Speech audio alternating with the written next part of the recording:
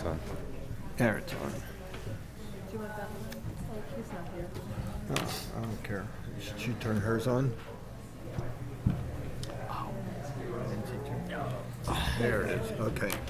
Okay, I'd like to call a public hearing to order. It's about the landmark designation for the Creek Meeting House. Today is January 31st, 2019. Please all rise and we'll pledge to the flag. I pledge allegiance to the flag of the United States of America and to the republic for which it stands, one nation, under God, indivisible, with liberty and justice for all. Please be seated. Okay. At this time, the town clerk will read the public hearing notice. Please take notice that the town board of the town of Clinton will hold a public hearing on Thursday, January 31st, 2019, beginning at 7 p.m. at the Town of Clinton Town Hall, Schultzville, New York, to provide the public an opportunity to comment on the proposed landmark designation for the Creek Meeting House. All interested citizens are welcome to be heard at such place and time. Okay, you heard the notice. So that's the only topic we're talking about tonight, just so you know. We're not talking budget or anything else. And when you come up to talk with your comments, you come up to the microphone, please say your name and street address or so, just so we can keep track of who talked. The process will be after the public hearing. We'll close it. Then at the town board meeting on the 12th of February, that's a regular meeting, then the board will vote on whether to accept or reject the petition. But tonight, we're not going to vote.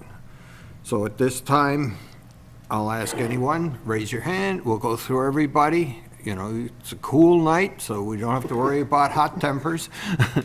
And we'll go through whoever wishes to speak. Yeah. You want to start off, Cynthia? You're right there by it. Okay.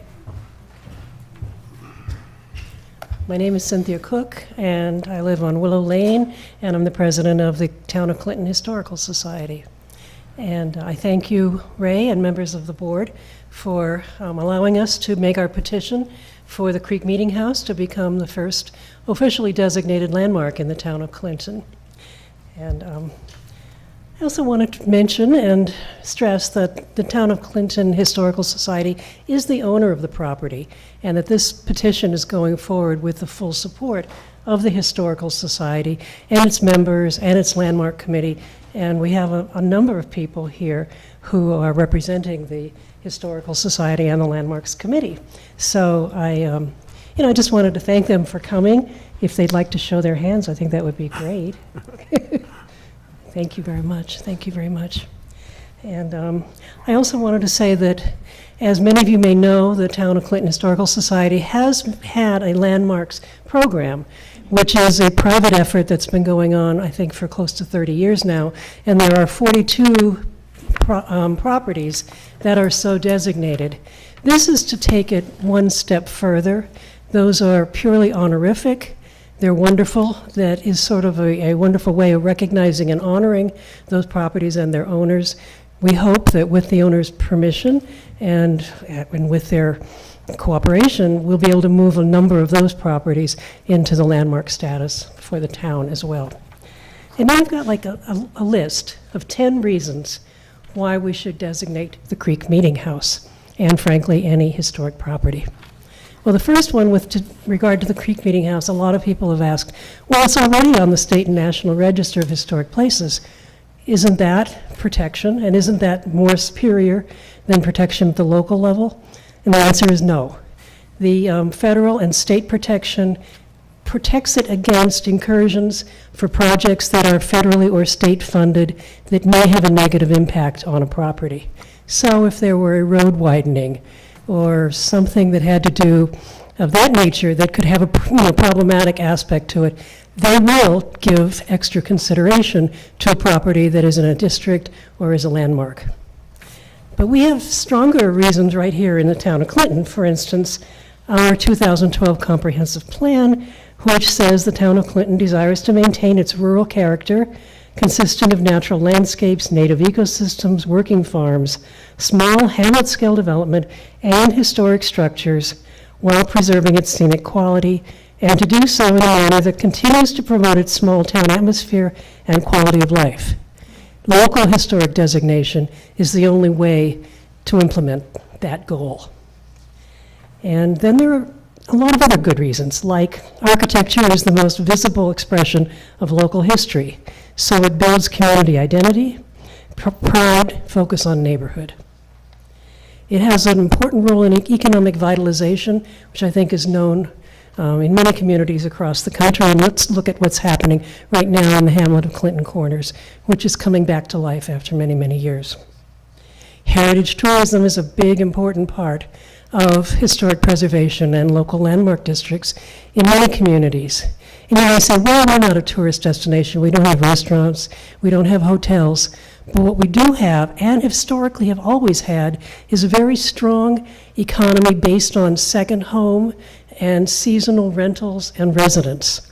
And supporting that economy, of course, are lots and lots of our local jobs.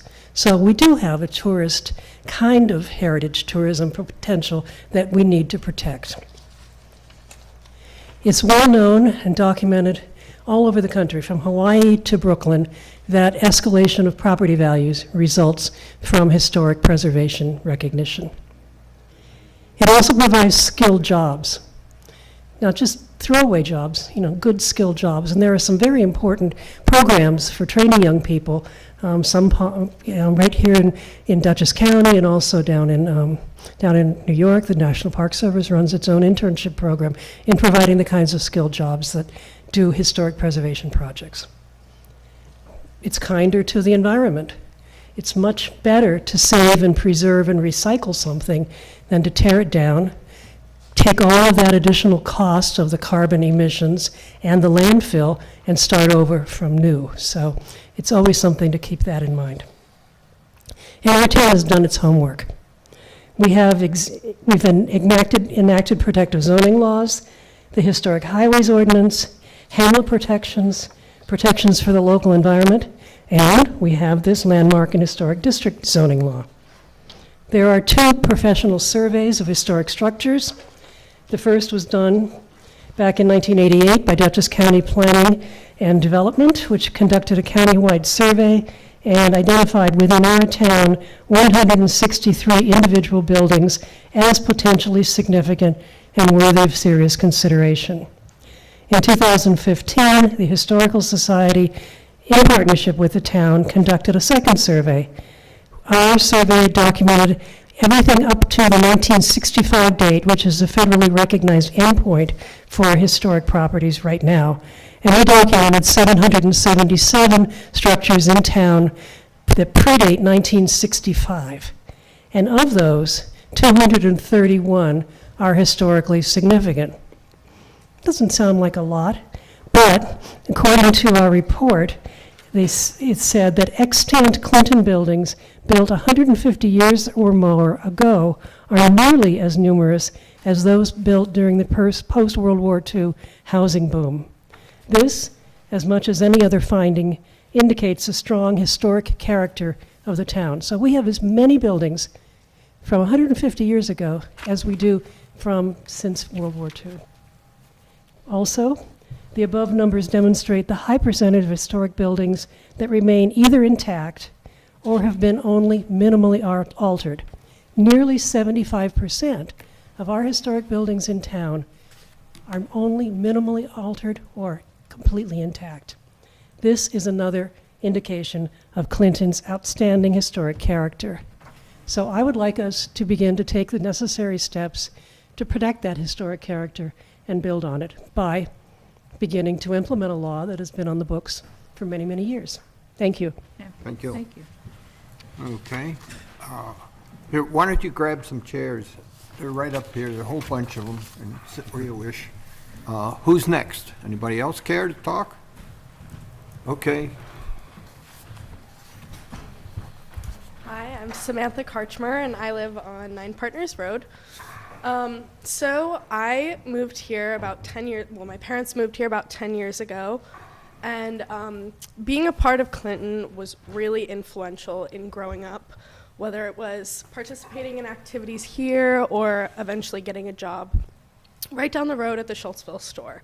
So working at the store has given me the opportunity to meet more people from the neighborhood than I could have ever imagined. And the really great part about it is that not only am I meeting people who have lived here for 3 times as long as I am old, but also people who are drawn to the town by its history and come from great lengths just to see what the town has to offer. And I feel like the town can be very underrepresented with, nearby larger towns, but what draws people here is the history that we have. So as a part of the younger generation, to me, it's very important to preserve something that has been here for so long and draws so many people to it. Because, let's take the Schultzville store, for example. The amount of people that come in and see the pictures from different decades that we have of the store is like the greatest part, because even the fact that we have pictures from the 50s is surprising to them. And the store has been there since 1800s. So it's really incredible to share things like that with people and to be able to, see the expressions on their faces by how surprised they are. It's just really excellent. So I'd like to hold that standard, and I think it'll be a really great thing for our town. So Thank you. Thank you. Anyone else?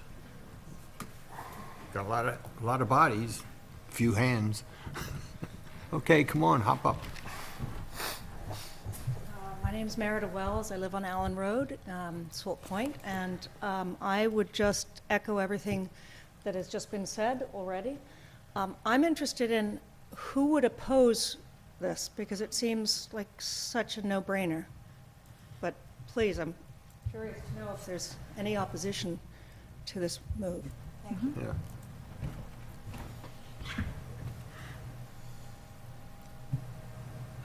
Anyone else? Yes, Rich. Rich Morse from Hollow Road on the corner of Hollow and Sodom. The idea of preserving what we have, we can easily see just by taking a ride down Route 9. You go through Rhinebeck, where Sally Mazzarella did a phenomenal job at preserving the old buildings, and then continue on down to Hyde Park and see what Hyde Park looks like. It's full of vacant buildings right now. And I don't want to see Clinton become Hyde Park. We've got lovely buildings. Everything that we do infringes on somebody. You can't swing your arm without hitting somebody, because we all live close to each other. But there's also a big infringement on people if you do nothing. That's why we have zoning. Those of us who have some libertarian blood hate zoning, but yet without it, look what you would have next door if there were no restrictions. So there's a lot here that is very, very good. And unless somebody comes up with a very severe argument against it, I would like to go on record as being very strongly for it. Mm-hmm. Thanks. Okay, thank you, Rich. Sure, Russ. I was wondering how long it was going to take you to wake up.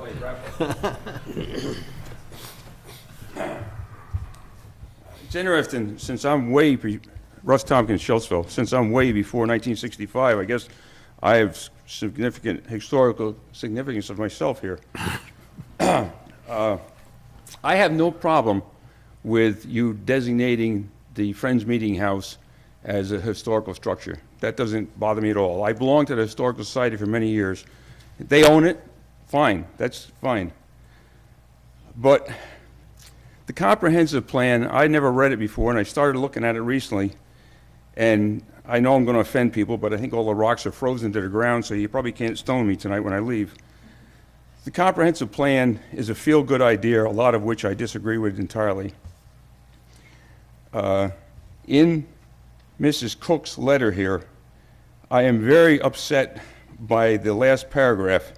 In the near future, the society intends to submit to the board additional petitions for landmark status pertaining to other historical significant structures. This really concerns me. If you don't pay my taxes, don't tell me what I can do with my property.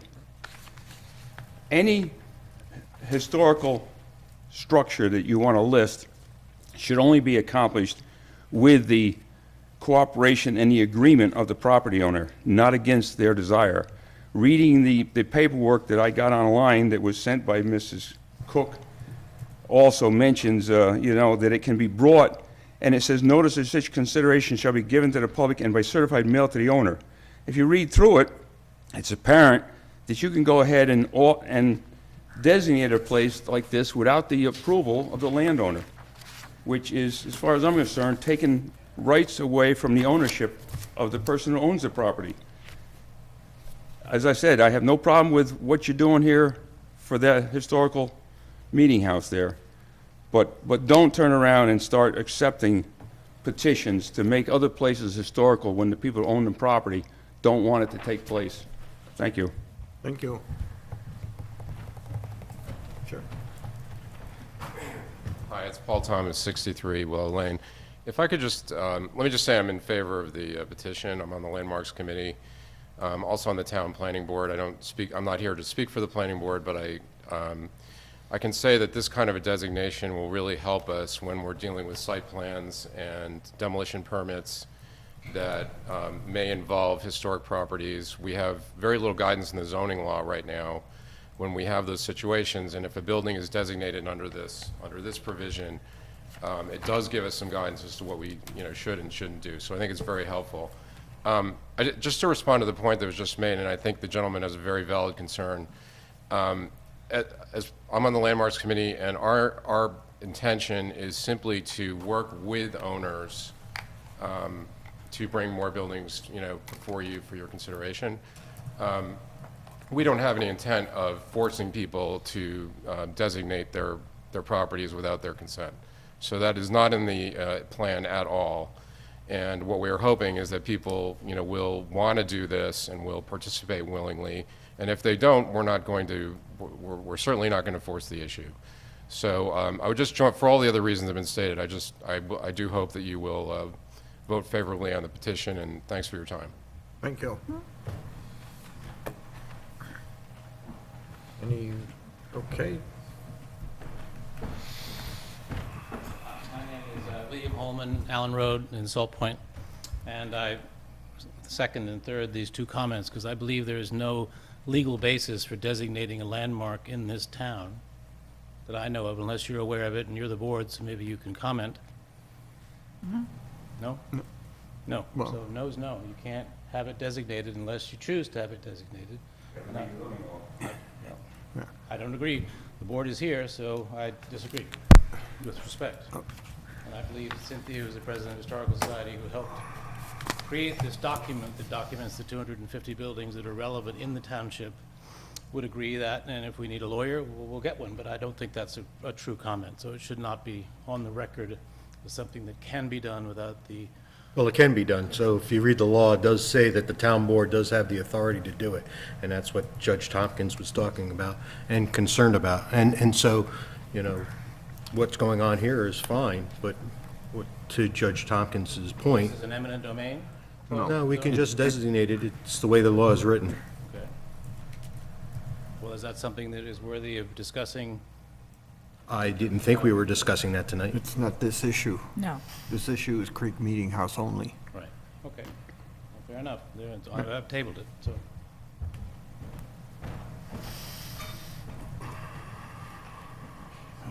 Anyone else? I don't need to call you all by name. Joyce? Hi, I'm Joyce Morse. I live on Hollow Road. And I agree that the designations should go forth. It's, the Creek Meeting House is arguably one of the most beautiful structures in the town of Clinton. And I think with structures such as that, they should be protected and preserved. And going through the hamlet of Clinton Corners is just beautiful. I drive that way once a week on my way to work, and it's just, there's something very special about it, especially since they have just renovated the building on the corner with the wine store, and it's just a destination, really, and it's beautiful. And I think that should be preserved and protected, as should other hamlets. And I hope the board sees that way too. And I agree with everything that was just said by Cynthia, that very cogent argument in favor. Thank you. Welcome. Okay. Anyone else? Going once, going twice? Okay, then, at this point, hearing no further comments, I make a motion to close the public hearing. Is there a second? Second. All in favor? Aye. Aye, motion carried. So at the town board meeting on February 12th, starting at 6:30 is when we start. This will be probably 7:30, in that range of time, actually, when we'll vote on it. So till then, there is no further action that we're going to be taking on the subject. So I make a motion then to adjourn the public hearing. Is there a second? Second. All in favor? Aye. Motion carried. Thank you all for coming.